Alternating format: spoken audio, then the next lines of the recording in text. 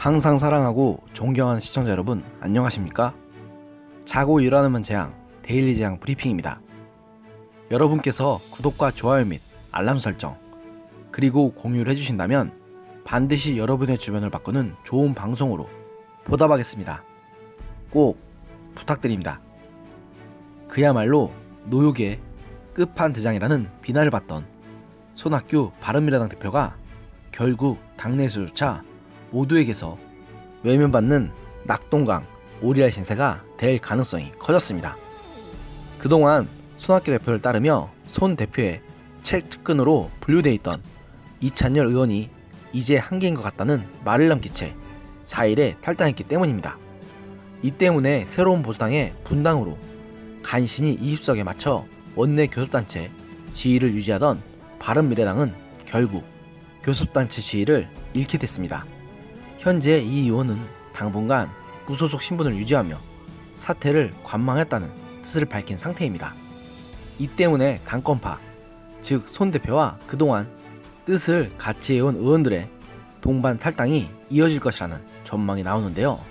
여기에 손 대표는 자신의 퇴진을 요구하는 주승용, 김관영 최고위원, 임재훈 사무총장, 장진영 비서실장, 이행자 사무부총장 등을 소위 당무 거부를 이유로 해임하고, 이들 중 이행자 부총장이 손 대표의 일방적인 해임 결정에 반발해 탈당하면서 바른미래당의 혼란은 더더욱 가속되는 모양새입니다.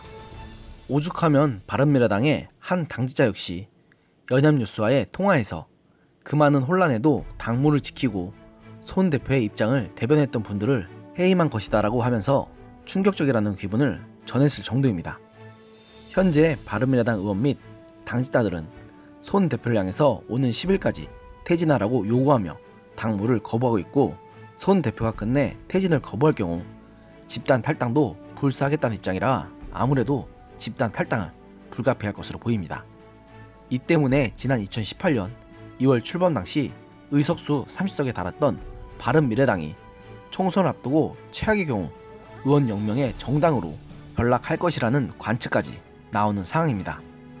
이렇게 탈당 사태가 이어질 경우 바른미래당은 최대 86억 원가량의 국고 보조금 손해를 볼 것으로 보이는데요.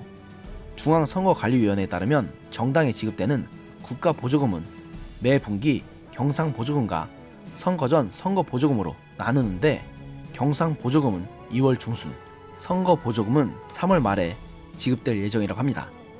정치자금법에는 교섭단체 확보 기준은 20석 이상 정당의 보조금 총액의 50%를 균등하게 배분하고, 5석 이상 20석 미만 정당에게는 총액의 5%를, 의석이 없거나 5석 미만인 정당에게는 총액의 2%를 배분하도록 하고, 나머지 금액의 50%는 의석수, 50%는 지난 총선 득표율에 따라 배분하도록 규정하고 있습니다. 이에 따라 바른미래당이 교섭단체를 유지했다면 총선 전에 경상보조금 22억 6천만원, 선거보조금 90억 6천만원 등 총 113억 2천만원을 받을 수 있었지만, 탈당 러시가 현실화돼서 의석수가 2월 중순 이전에 5석 미만이 된다면 받을 수 있는 국고 보조금이 고작 27억 5천만원으로 줄어들어 교섭단체를 유지할 경우와 비교하면 85억 7천만원 정도가 날아가는 것입니다. 또 경상보조금이 지급되는 2월 15일까지 바른미래당에 몇 명의 의원이 남아있을지도 중요한데요. 2월 15일 당시 의석 규모에 따라 바른미래당에 지급되는 경상보조금 규모가 달라지기 때문입니다. 여하튼 손 대표의 당 대표직에 대한 집착 때문에 한때 원내 3당이었던 바른미래당이 그야말로 갈갈이 찢어질 가능성이 매우 커진 상황입니다.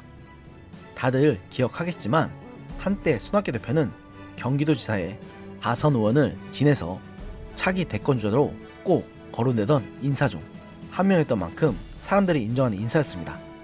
그런데 지금 손 대표의 저런 모습은 그야말로 무엇의 시익이라도 한 것인지 싶을 정도로, 그때 그분과는 달라져도 너무 달라졌다는 생각을 지울 수가 없습니다. 그야말로 모두가 반대하는데도 끝까지 본인의 고집대로 밀어붙이고, 본인 스스로 한 약속조차 헌신장 내다버리듯 지키지도 않고 대표직을 철통같이 지키는 모습을 보면 정말 이분이 노망이 난 건가 싶을 정도입니다. 여하튼 권력욕에 노림원 손 대표를 측근들조차 떠나가는 모습을 보면서 정말로 자기 곁에 사람들이 있을 때 잘해야 한다는 평범한 진리를 다시금 깨닫게 됩니다.